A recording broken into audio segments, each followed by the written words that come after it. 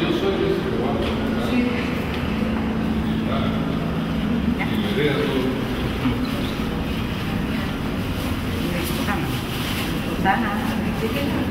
Ya, cuando quieras. Esta aquí usa la...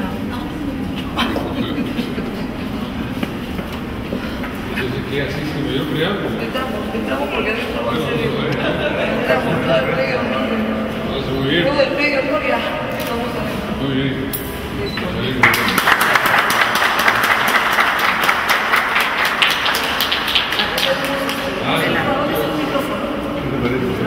Oye, acabo de estar en el mismo, hasta que llegaba a San Jerónimo, San Jerónimo que se ha salido del baño turco. Ya, que lo Todo nuevo en Pan de Oro, todo listo. restaurado por El restaurado de taller, sí. Taller de restauración. Siempre de volver. ¿Qué pasa? La cronología de todos los grandes santos y lo que hemos hecho gigantografías de los grabados de los focos antiguos de la Biblia. Estos son grabados pequeños. ¿Y quién ha hecho todas esas impresiones? Las han montado Buen trabajo. se ve mejor ahí que acá. Y de esa manera esto no se ilumina tanto porque es documentación antigua. Y hemos puesto las leyendas de cada uno de los santos y las dos días. Sí, esto hay que venir a verlo tranquilo. ¿Ves cómo lo van a decir?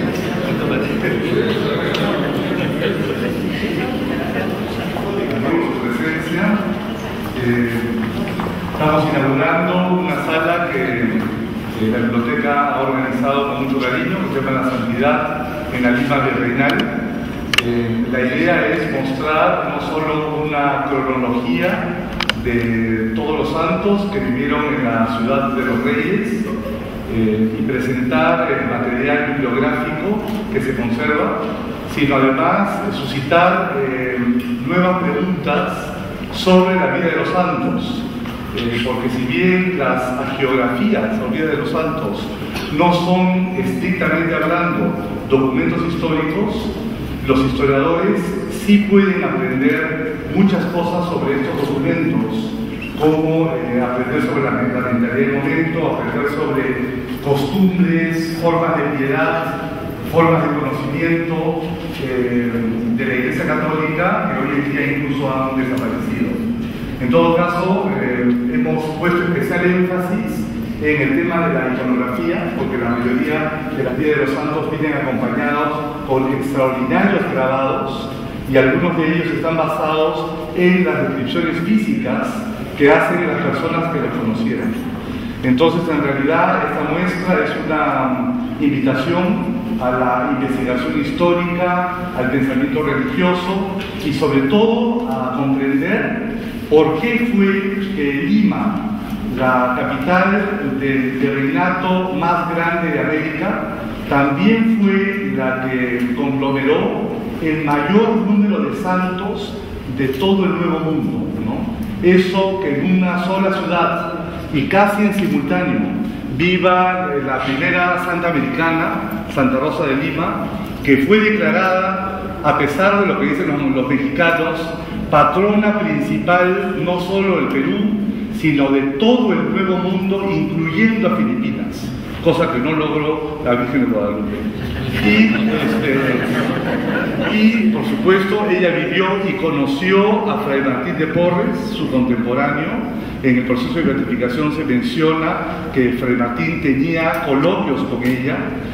También vivió San Francisco Solano, el célebre franciscano misionero, que en el proceso de beatificación se menciona en sus extraordinarias levitaciones, algunas de las cuales están representadas en los grabados antiguos, lo cual es todo un tema polémico, porque la Iglesia en el siglo XVII prohibía la representación de santos no beatificados ni canonizados. Entonces aquí incluso se incluyen algunas hagiografías, como en el caso de Nicolás Ayllón, que era un sastre chiclayano, al cual se le abre un proceso de beatificación, pero al final dos de las testigos principales terminan enredadas en un tema de las alumbradas que fueron condenadas por la Inquisición a mediados del siglo XVII, y entonces su caso quedó trunco. Igual lo hemos incluido en una de las paredes porque hemos descubierto que Nicolás Ayllón era venerado por los caciques de Tlaxcala, en Nueva España. Hay un libro extraordinario escrito por Jaime Cuadriello, un investigador mexicano, donde escribe todo un ciclo iconográfico que se hizo en una iglesia muy importante de Tlaxcala, financiada por la aristocracia indígena de allí, y la figura central era Nicolás Ayllón. O sea que su culto, digamos, fue perpetrado por los indígenas mexicanos, ¿no? En fin, está Santo Toribio de Mogrovejo, y tantos otros santos, beatos y beatas. Algunas fueron silenciadas por la Inquisición limeña, que era muy poderosa, según algunos un tanto ineficiente, porque solamente se condenaron a 30 en 300 años, ¿no? Pero en todo caso, ya hablando seriamente, los inquisidores eran teólogos, y su función era discernir a los santos que seguían los decretos del Concilio de Trento y tenían un ethos militante contrarreformista de los que pretendían la santidad e incluso la fingían, como en el caso de numerosas beatas seguidoras de Santa Rosa que fingían tener robos en las iglesias, que escribían autobiografías espirituales, en algunos casos en combinación con sus propios confesores, ¿no? En todo caso, este material es riquísimo para el historiador, permite lanzar todo tipo de preguntas que en realidad nos van a enriquecer para comprender mejor lo que fue la cultura en el virreinato peruano, que sencillamente no fue, como argumentaron los próceres de independencia, un periodo oscurantista, 300 años de donde se escucharon solamente el sonar de las broncas cadenas. Fueron 300 años de una espiritualidad profunda, quizás poco comprendida por la modernidad, pero claro, nuestro reto como investigadores y como antropólogos o etnohistoriadores es elevar nuestros niveles de referencia y no pensar como nosotros mismos, sino aprender a pensar con los otros, ¿no? Esa es la gran tarea y el gran reto que tiene el historiador cuando se da cuenta que la ciudad de los reyes, Lima, fue en realidad una suerte de ciudad monasterio, en donde todo, a pesar de su gran opulencia, apuntaba a lo sobrenatural. Bienvenidos a esta muestra. Muchas gracias.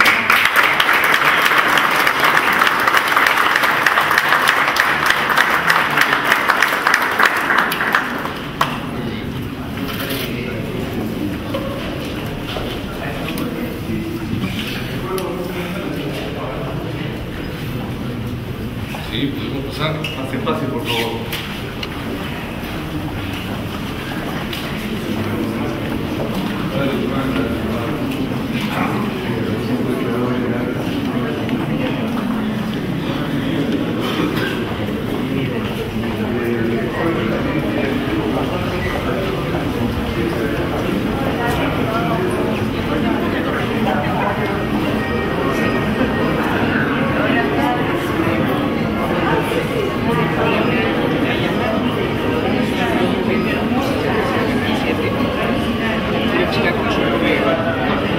El doctor Ramón Mujica, muchas gracias.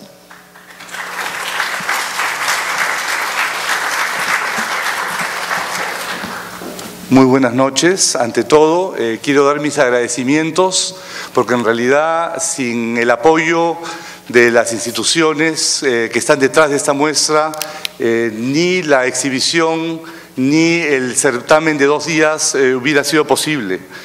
Quiero agradecerle a Álvaro Carulla del Banco de Crédito del Perú, que en realidad nos ha ayudado a financiar el evento, así como a la Orden de Santo Domingo Guzmán, al padre Juan Salaverry, provincial de los dominicos, que se encuentra aquí entre nosotros, al padre Cuadros, que siempre ha sido muy amable, permitiéndonos tener acceso a la información, y al padre Anguerri, que es el organizador de los 50 años de canonización de Fray Martín de Porres. Quiero saludar especialmente a mi madre, que se encuentra aquí con nosotros a sus 91 años, y que milagrosamente cuando Fray Martín fue canonizado en Roma, ella, sin tener ninguna invitación, esperó en la puerta de San Pedro, y un amigo la terminó sentando al costado del Niño del Milagro, ¿no? Lo cual me parece algo en sí milagroso. Un voto de aplauso para ella, por favor.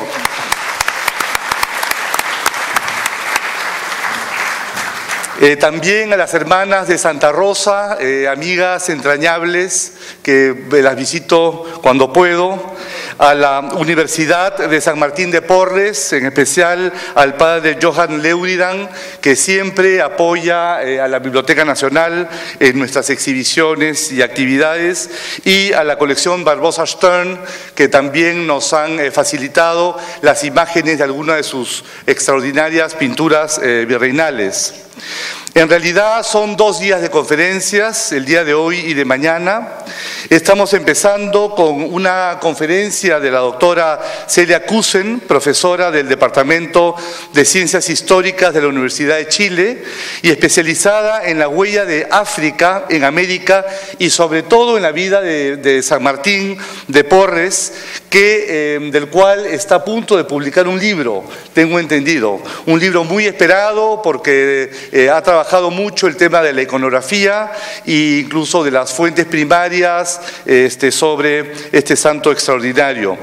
Y luego, después va a hablar René Villar, amigo de hace muchísimos años, profesor de la Pontificia Universidad Católica de Chile y especializado no solo en los santos limeños, sino también en los expedientes de la Inquisición de Lima.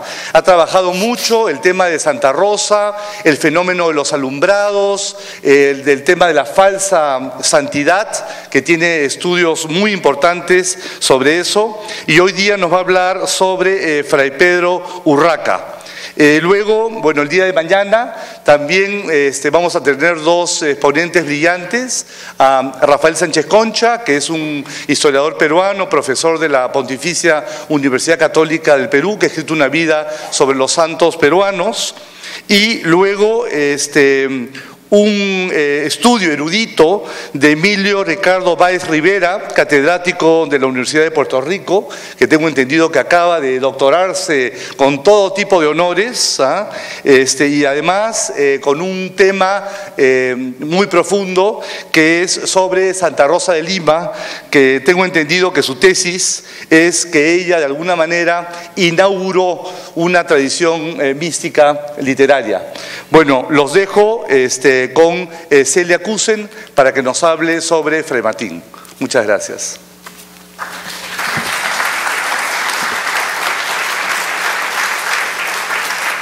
Bueno, buenas noches y primero que nada muchas gracias Ramón y toda la gente de la Biblioteca Nacional de Perú por la invitación.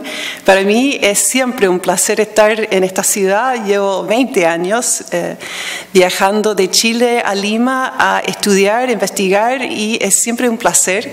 Así que hoy les voy a hablar del sujeto de esos estudios, Fray Martín de Porres, limeño.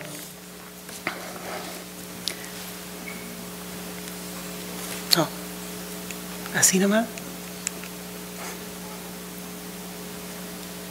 No. ¿Cómo será? Siguiente.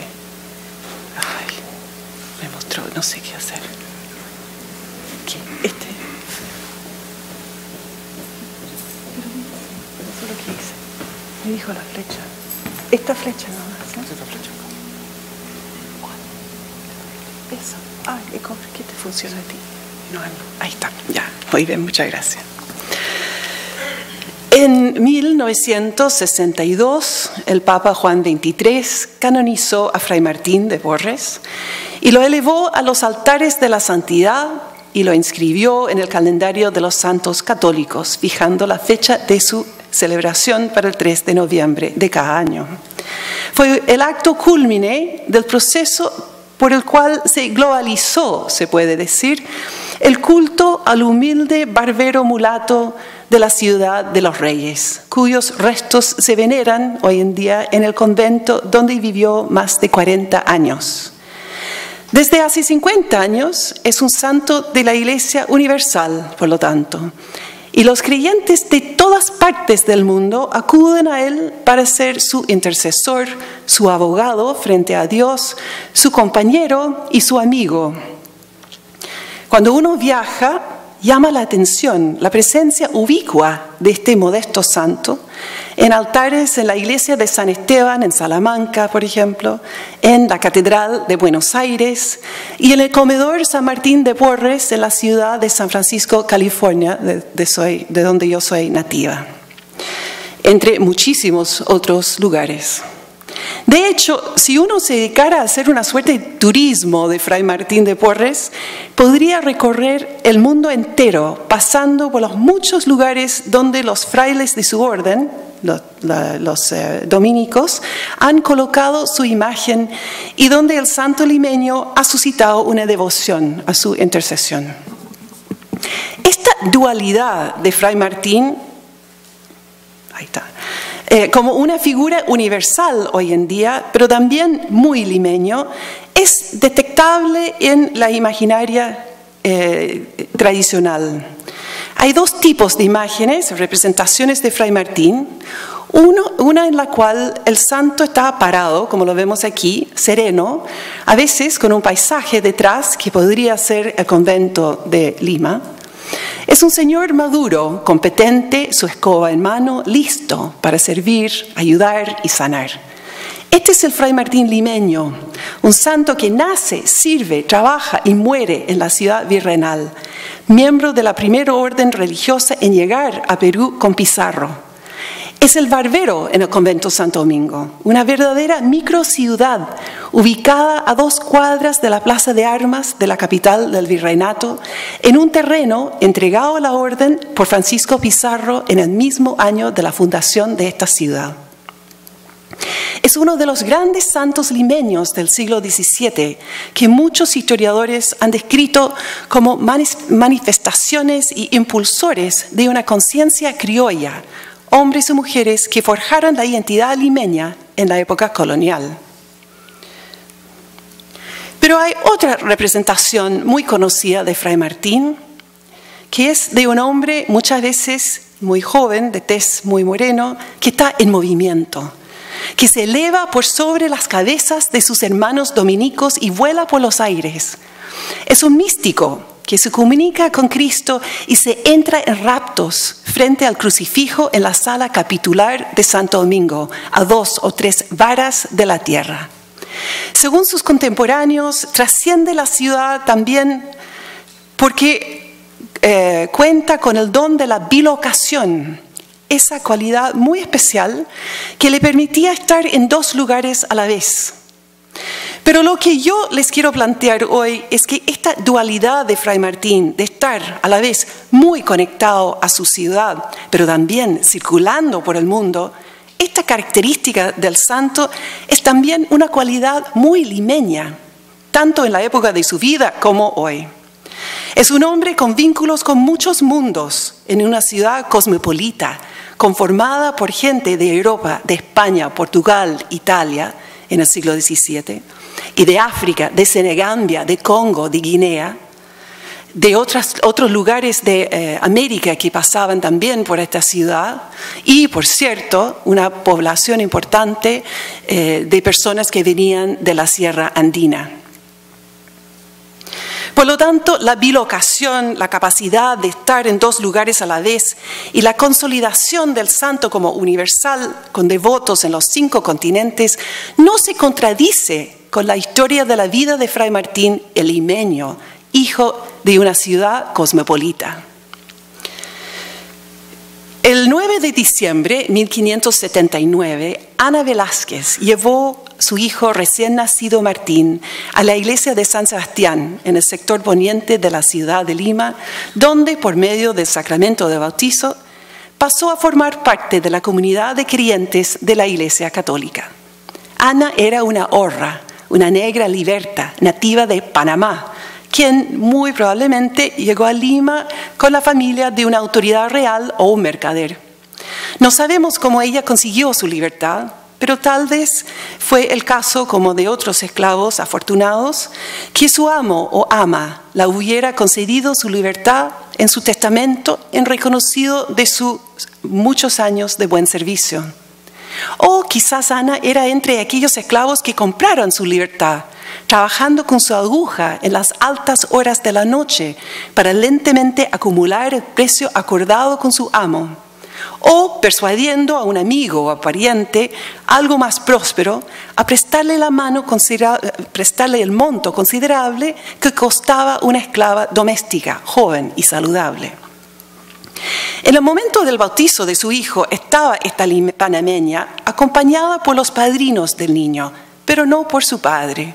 Y su ausencia, la lejanía física en ese momento, o quizás también una cierta distancia emocional de las vidas de Ana y Martín, fue anotada en el libro parroquial con la frase acostumbrada, padre desconocido. Pero si los padres de Martín no estaban casados en el momento de su nacimiento y su papá era un desconocido para el cura parroquial, muy luego llegó a ser de conocimiento público que Martín era el hijo de Juan de Porras, un hombre conocido como español. A pesar de que no presenció el bautizo de su hijo, Juan de Porras sí estaba cerca a Martín y Ana, porque un par de años después nació Juana, su hermana. El apellido del padre no figura en la partida de bautismo, pero desde adolescente Martín acostumbraba firmar con ese nombre. Es posible que Juan de Porras no estaba en la ceremonia porque estaba de viaje, quizás en Guayaquil, y dejó en su lugar al padrino del niño, Juan de Briviesca, un mercader de materiales de construcción entre Guayaquil y Lima, y un cercano a la familia Porras. Pareciera ser que el padre de Martín estaba muy conectado a las actividades comerciales de Guayaquil, donde contrató matrimonio algún tiempo después con una mujer de la élite del puerto. De hecho, las conexiones entre Guayaquil y Lima eran tan estrechas que la familia, Martín y su hermana Juana, viajaron con su padre a esa ciudad cuando niños. Y si bien Martín volvió tiempo después al cuidado de su madre, Juana se quedó en Ecuador, donde se casó con un español y tuvo una hija, Catalina. Esta sobrina de Fray Martín, Catalina Porras, volvió a Lima con su madre y el segundo marido de este, traslado que significó reanudar la cercanía de los dos con Martín, ahora desempeñándose como fraile, donado, barbero y enfermero en el gran y populoso convento de Santo Domingo. Según sus contemporáneos, Martín realizaba con gran humildad y esmero los múltiples compromisos de su cargo, pero no obstante, siempre le quedaba tiempo para visitar a sus muchos amigos de la ciudad, caminar por los cerros y sembrar semillas de plantas medicinales para el uso de los pobres, visitar a los esclavos de la hacienda de los dominicos, Limatambo, atender a los enfermos en los campos cercanos a la urbe. Pero nunca desatendió a su familia y se preocupaba de solucionarle los problemas de su propia hermana y sobrina. Entre ellos, los roces de Juana con su marido. Y a cambio, Juana, con gran paciencia, le recibió en su casa algunos enfermos contagiosos y animales mal portados, acogidos por Fray Martín, pero expulsados del convento cuando se les acabó la paciencia de los demás frailes.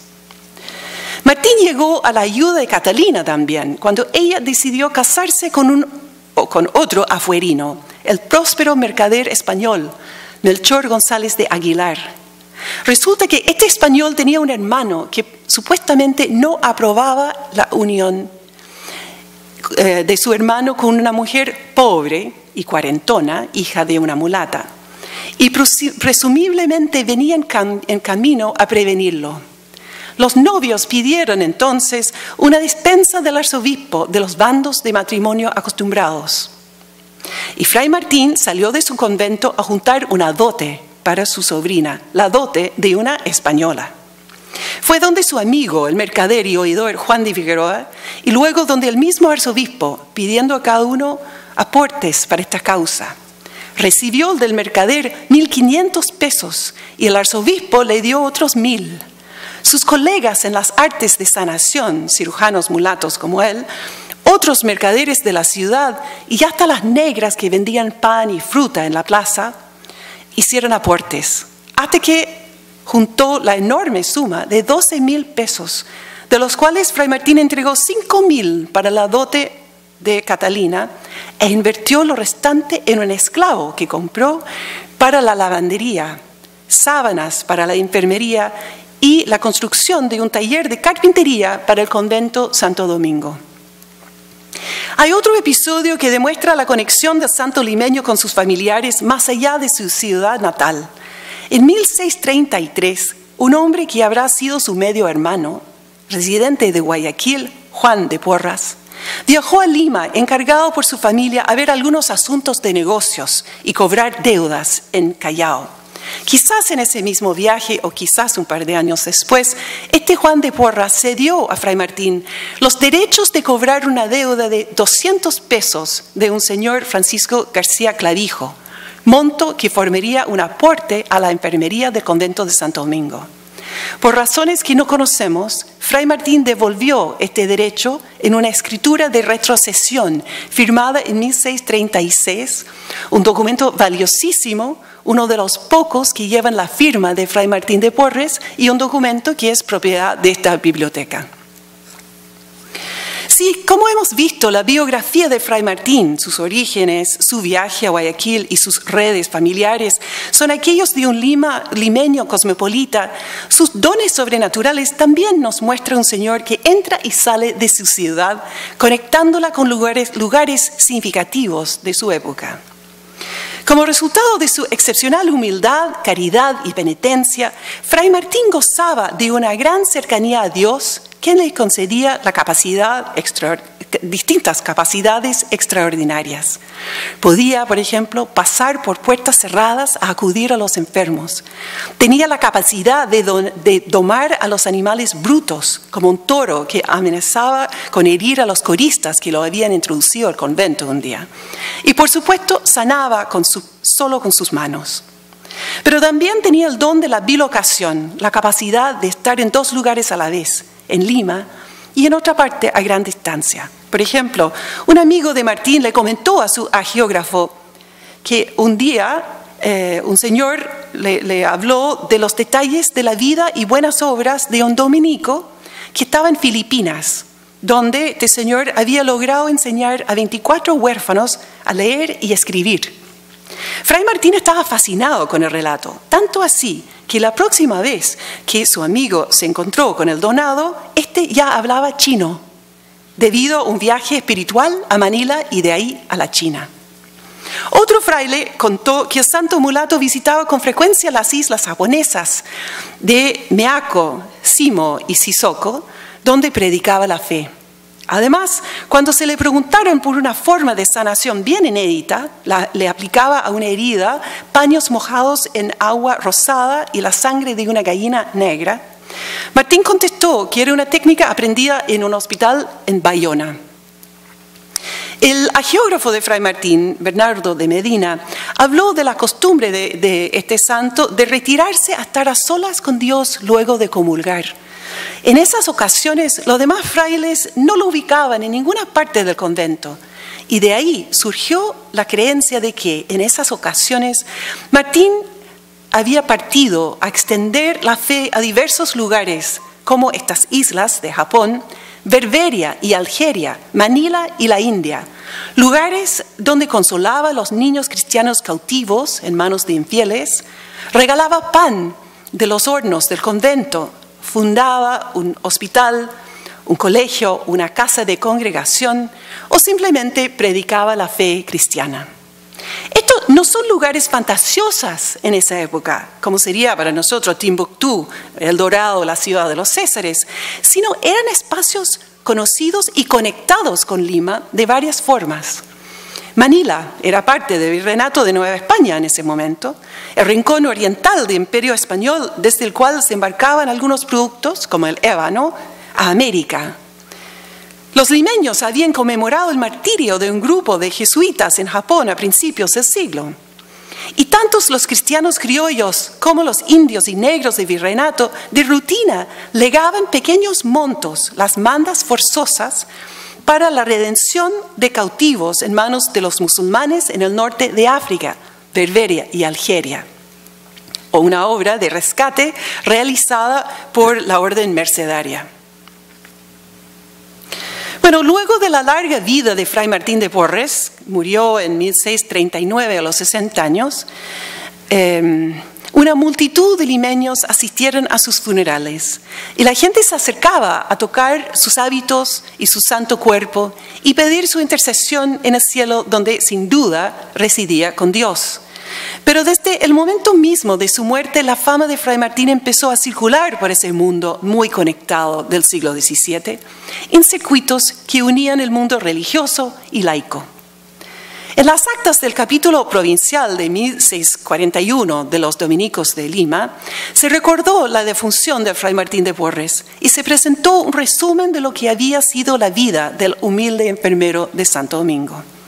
La noticia de su defunción fue, a su vez, compartida y anotada en el capítulo general de la Orden de Predicadores celebrado en Santa María sopra Minerva, en Roma, en 1656, cuando además se habló del incipiente culto a sus reliquias y su intercesión.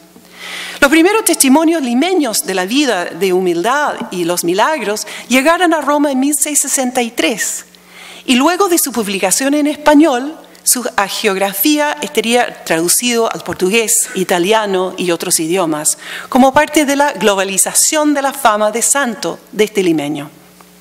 Cuando en 1837 Fray Martín fue beatificado por el Papa Gregorio XVI, se citó las pruebas divinas de 2 milagros obrados por la intercesión de Fray Martín, ambos ocurridos en Lima. El primero es la historia de la recuperación milagrosa del ojo derecho de doña Elvira Moriano. Según ella le contó a los jueces eclesiásticos, en víspera de la fiesta de San Andrés en 1671, doña Elvira se levantó temprano para averiguar los progresos de la fermentación de una chicha que preparaba como un regalo para don Joseph Dávila, novicio en el convento de Santo Domingo, a quien ella había cuidado de chico en la casa de sus padres, el general Pedro de Esteban Dávila y doña Beatriz de Córdoba. Elvira era una mujer soltera de 40 años, limeña, sin recursos propios, quien se mantenía, según ella, con el trabajo de su aguja y por lo visto una allegada a la casa, donde cuidaba los hijos de la familia.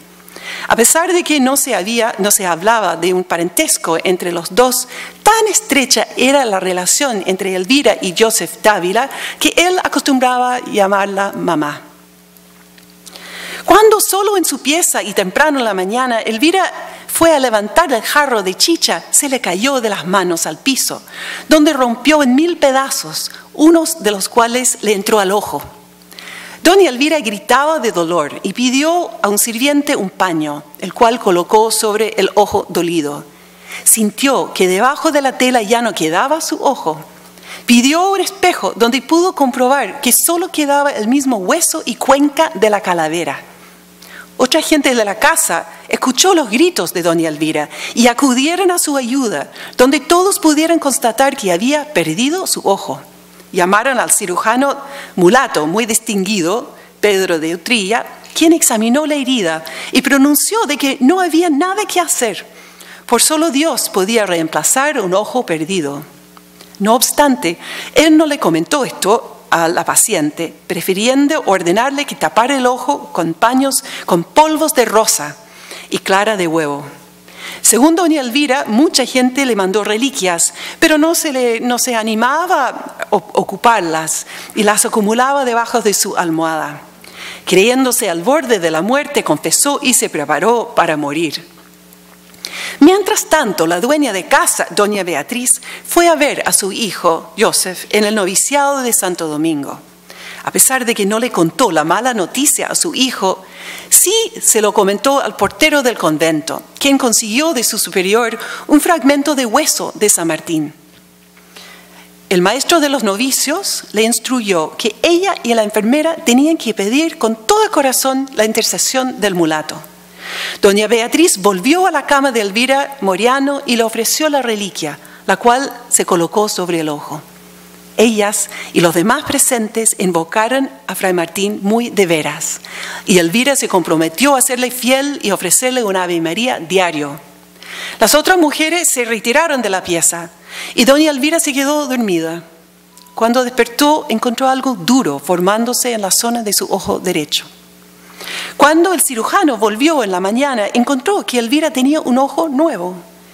Muy sorprendido, pidió ver el paño que Elvira había ocupado para lavar su herida y lo encontró lleno de materia y con los restos de su iris.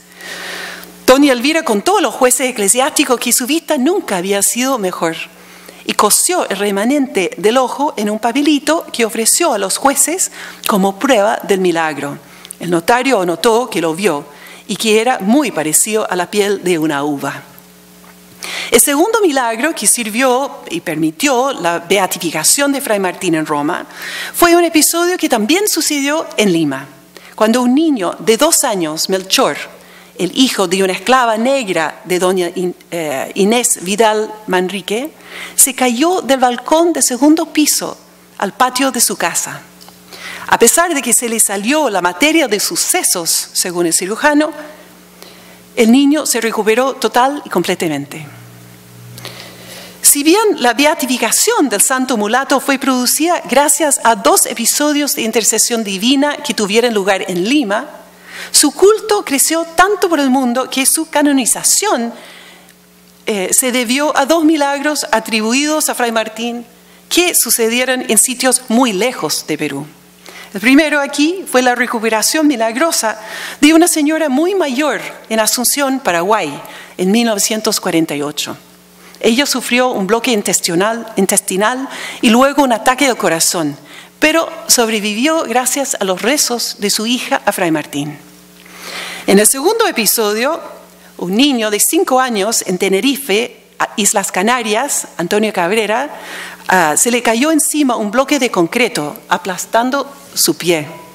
Los médicos ordenaron la amputación de la extremidad que estaba gangrosa. Sin embargo, su mamá colocó sobre la herida una estampa de Fray Martín y solicitó encarecidamente su intercesión con Dios. A la mañana siguiente, los médicos se sorprendieron al encontrar el pie totalmente sano. Estos 2 milagros fueron certificados el día 13 de febrero de 1962 por el Colegio Médico de la Congregación de Ritos, quienes determinaron que las sanaciones no tenían explicación natural. Y así se abrió la posibilidad de la canonización de Fray Martín, cosa que ocurrió en el Vaticano el 6 de mayo de 1962, cuando el Papa lo designó el santo de la justicia racial. Bueno, en conclusión, con su canonización, Fray Martín se consolidó como una figura muy conocida y querida por los católicos de la Iglesia Universal, y su imagen acompaña a sus devotos literalmente en todas partes. Pero desde hace más de 300 años, por sus milagros de movilidad y bilocación, por sus propios orígenes y por ser un hijo de una ciudad que ya era absolutamente cosmopolita, estaba conectado al mundo más allá de Lima. Es un limeño de su época, cosmopolita como muchos, y un santo universal de hoy. Muchas gracias.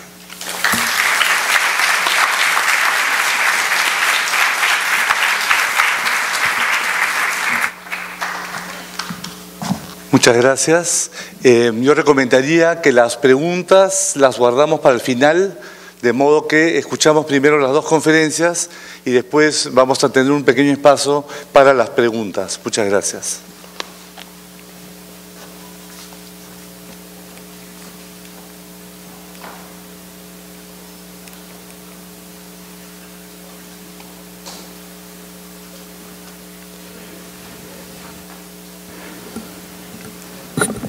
Bien, en primer lugar, quisiera agradecer a mi estimado amigo Ramón Mujica por esta invitación a este simposio muy notable, ¿no? Para reflexionar, analizar uno de los temas más significativos, yo diría, del Perú virreinal.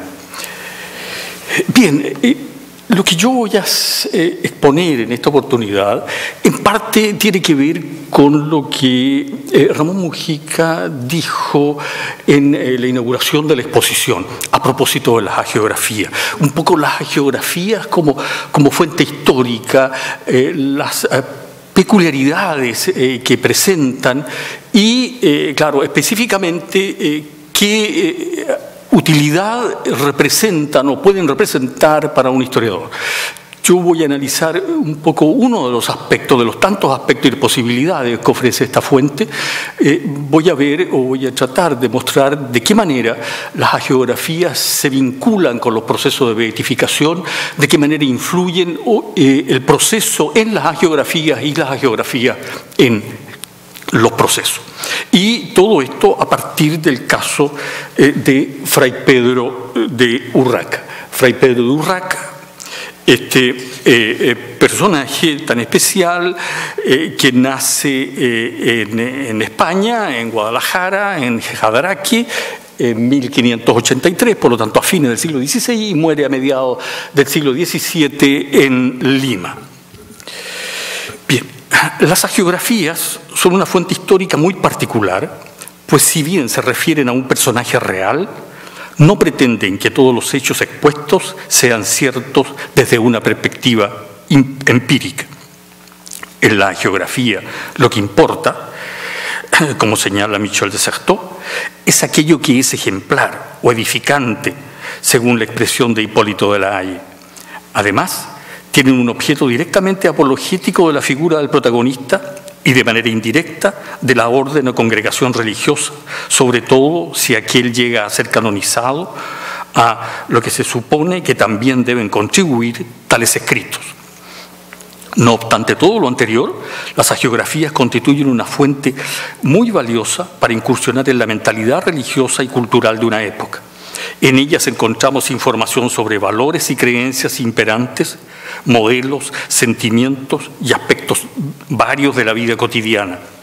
En el fondo, la hagiografía no se aleja demasiado de cualquier tipo de texto, ya sea documental o literario, género al cual pertenecía aquella, pues como lo recalca Chartier, ninguno muestra con exactitud la realidad que en principio capta.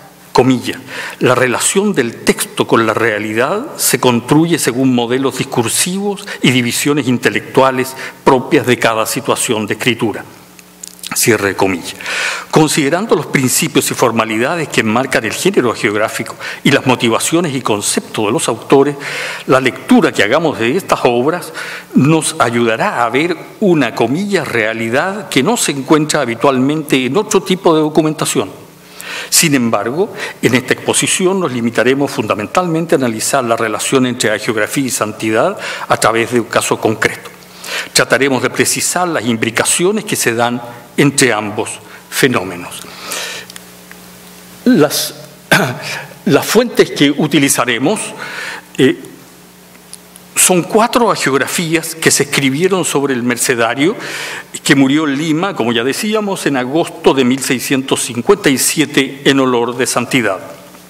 La primera la escribió su confesor Francisco Mesía al mes siguiente de la muerte, bajo el título de Breve epítome de la prodigiosa vida, muerte y raras maravillas del penitente y siervo de Dios, venerable Padre Pedro Urraca de la Santísima Trinidad, hijo del convento de Quito y de esta provincia de Lima, de la Orden de Nuestra Señora de la Merced, Redención de Cautivo. Permanece inédita hasta ahora.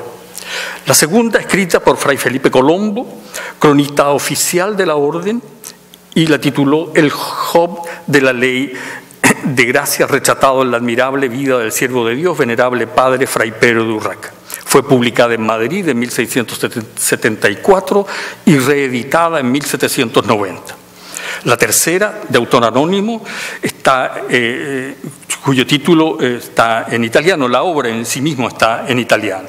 Y la cuarta, no sabemos exactamente la fecha de su publicación, pero de su escritura, pero suponemos que fue por ahí a comienzos del siglo XIX. Se encuentra inédita, por cierto.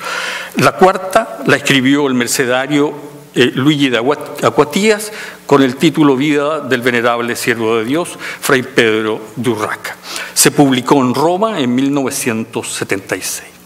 Los agiógrafos conocidos, en consecuencia, son todos mercedarios, planteándose dudas respecto del autor anónimo, pues en el texto no se encuentran referencias que permitan vincularlo a esa religión, y más aún, claramente no lo sería según se desprende del parecer de un miembro de la orden que también está manuscrito al comienzo de dicha obra. Una copia de esta se encuentra en el archivo de la Curia General de la Orden de la Merced en Roma. La versión de la obra de Francisco Mesía que hemos consultado está en la Biblioteca Nacional de Madrid. El personaje, ¿de quién estamos hablando?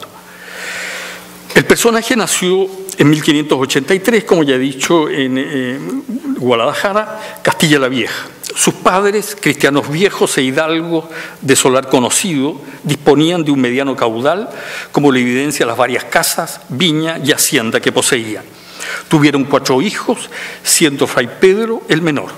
Todos manifestaron desde muy jóvenes una intensa inclinación religiosa en la que la madre, doña Magdalena García, desempeñó un papel muy significativo. Uno de sus hermanos, que ingresó como religioso a la Orden de San Francisco, pasó a las Indias con el comisario general Juan Venido, residiendo en la provincia de Quito hasta su muerte. Dicho hermano, de nombre Francisco, fue el responsable de la venida de Pedro a América. El joven Pedro tenía en ese entonces 15 años y desde su niñez había dado muestras de una profunda religiosidad que expresaba en una especial devoción a la Virgen y a la Santísima Trinidad, fruto de las enseñanzas de su madre. El viaje, según refieren sus agiógrafos, fue muy azaroso y después de muchas peripecias arribó a Quito, en donde se reunió con su hermano religioso.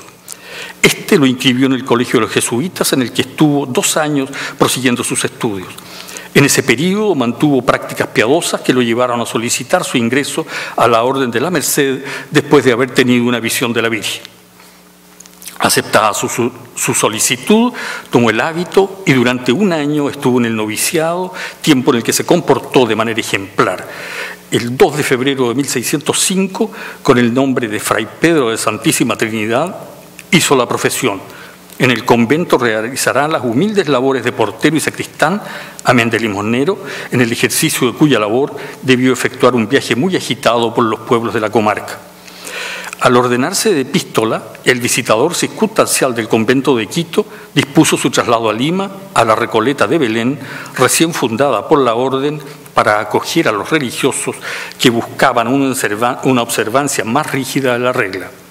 En el viaje a Lima, tuvo un significativo encuentro cerca de Trujillo con el marqués de Montesclaro, que venía a hacerse cargo del gobierno del virreinato.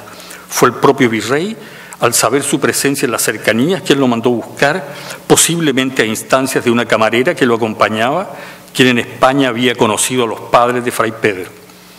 En la comitiva también iba como capitán de la guardia del marqués don Francisco Mesía, padre del futuro agiógrafo del siervo de Dios. Ese encuentro marcó el inicio de una singular relación con la corte virreinal que el religioso mantuvo en el tiempo con diversos virreyes y que incluso durante el posterior paréntesis peninsular lo llevó a vincularse con importantes miembros de la corte madrileña.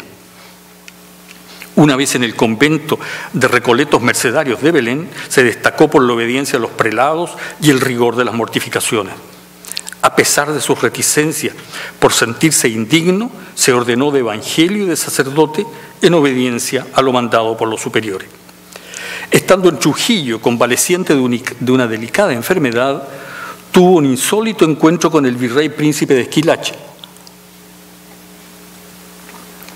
que venía a asumir el gobierno y que acababa de desembarcar en Paita. A instancias del virrey, Fray Pedro se integró a la comitiva del viaje hacia Lima. Una vez allí, acudía con regularidad a Palacio a dirigir espiritualmente a las damas de la corte y a la princesa, de quien fue su confesor y a quien dedicó uno de los libros de espiritualidad que escribió, el que también utilizó en su labor sacerdotal en algunos conventos de monjas, en donde tuvo muchas hijas de confesión. El virrey Esquilache, al cumplir su periodo en 1621, pidió a los prelados que le diesen licencia a Fray Pedro para que acompañara a su familia a España, lo que efectivamente aconteció. Instalado en el convento de la Orden de Madrid, desarrolló una intensa labor en el confesionario y como guía espiritual de numerosos devotos. Durante su residencia madrileña coincidió con algunos insignes maestros de espíritu de la Orden, entre los que se destacaba quien fue su mentor y amigo, Fray Juan Falconi. También en ese tiempo fue muy significativa su relación con la corte, reflejada en el acceso frecuente al Palacio Real, en donde confesaba a las damas camareras de la reina y de manera especial a la propia soberana Isabel de Borbón, que le tenía mucha estima. No obstante, en la corte se sentía incómodo y más todavía por no poder hacer realidad su aspiración de ir a Berbería a redimir cautivos a causa de los obstáculos que le pusieron las camareras de la reina. En 1726 consiguió autorización para regresar a Perú, gracias a que su solicitud coincidió con la decisión del capítulo general de la Orden de realizar una reforma en dicha provincia, para lo cual designó un vicario general y a Fray Pedro como hijo de ella para que lo auxiliara. De regreso a Lima, tuvo una gran acogida de los fieles que llenaban el templo para verle. En esta etapa vivió en el convento principal de la Orden. Realizó una activa labor apostólica a pesar de las enfermedades que poco a poco lo fueron incapacitando físicamente y que en parte fueron consecuencia de la rigurosa penitencia a las que se sometía.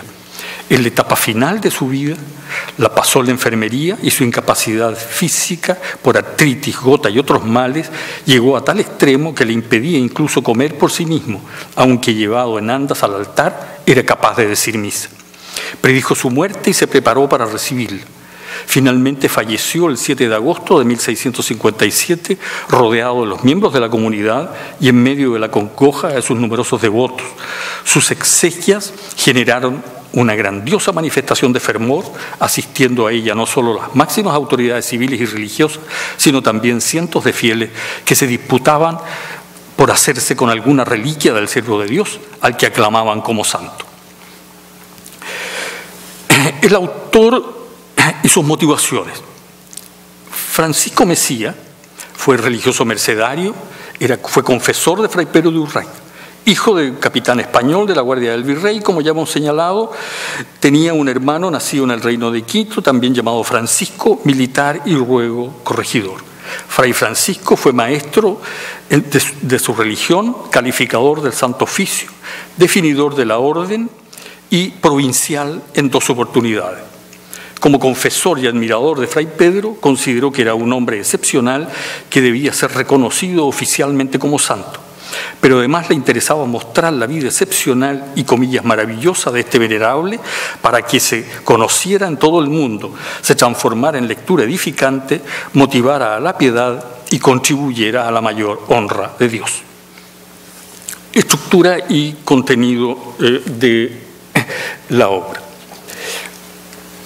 Ese es un cuadro de Fray Pedro que está en el convento de la Merced, en el sitio, en el paso de la iglesia a los claustros, en el sitio donde durante un tiempo estuvo enterrado Fray Pedro. En la actualidad está en una de las naves laterales, ¿no? En el altar de la nave lateral, en el altar principal, ahí está enterrado Fray Pedro. Bueno, estructura y contenido de la obra. La obra en su portada tiene la fecha de 20 de septiembre de 1657, por lo que se habría concluido 40 días después de la muerte de Urraca. Esto hace suponer que él estaba escribiendo desde hacía algún tiempo antes de su fallecimiento.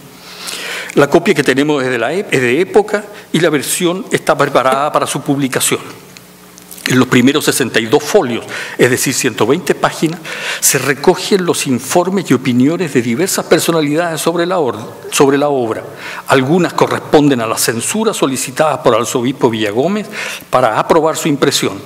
También hay varios pareceres solicitados por el autor a diversas personalidades y catedráticos destacados en el campo de la teología y del derecho y de significación en las respectivas instituciones a las que estaban vinculados. A continuación viene la vida del venerable en una secuencia cronológica y temática organizada en 40 capítulos. Los últimos 4 se refieren a Urraca después de muerto, a los hechos maravillosos y milagros posteriores a la muerte, a una copia del único escrito que se conserva del padre Urraca y a testimonios escritos sobre él que diversas personas hicieron llegar al autor. En cuanto al contenido, como toda geografía, muestra al padre Urraca como un elegido por Dios desde la infancia y por lo tanto poseedor de dones especiales y de comportamientos también excepcionales. El grueso de la obra está dedicado a mostrar cuáles eran los dones que poseía Urraca y la manera como los fue ejerciendo a lo largo de su vida. El autor destaca el ejercicio de algunas virtudes más que otras. Todas están presentes, pero el énfasis se pone de manera especial en determinadas gracias. Hay algunas gracias santificantes que, según el autor, habrían sido especialmente importantes para el venerable, como acontece con la templanza y la caridad. Dice que siendo niño hizo voto de castidad y que nunca tuvo acciones o pensamientos que atentaran contra esa virtud. Respecto de la caridad, también dice que la ejerció muy activamente con el prójimo. Sin embargo, en el recuento resulta que le dedica a ambas virtudes pocas páginas e incluso sobre la templanza no escribe más de 2 o 3 cortos párrafos. Mayor importancia le da a la obediencia y a la humildad como manifestaciones de una vida conventual ejemplar. Pero el énfasis está en la paciencia. En varios capítulos y numerosas páginas se describen las diversas enfermedades que soportó y siempre sin ninguna queja. Se menciona que durante 29 años padeció de gota, Parkinson, úlceras, lepras y profundas llagas. Terminó de quedar completamente tullido, siendo incapaz de alimentarse por sí solo y de moverse, necesitando de una angarilla para trasladarlo. No solo no se quejaba, sino que rechazaba los tratamientos que pretendían hacerle para calmar sus dolencias. Por todo ello, Mesías lo califica como un nuevo Job.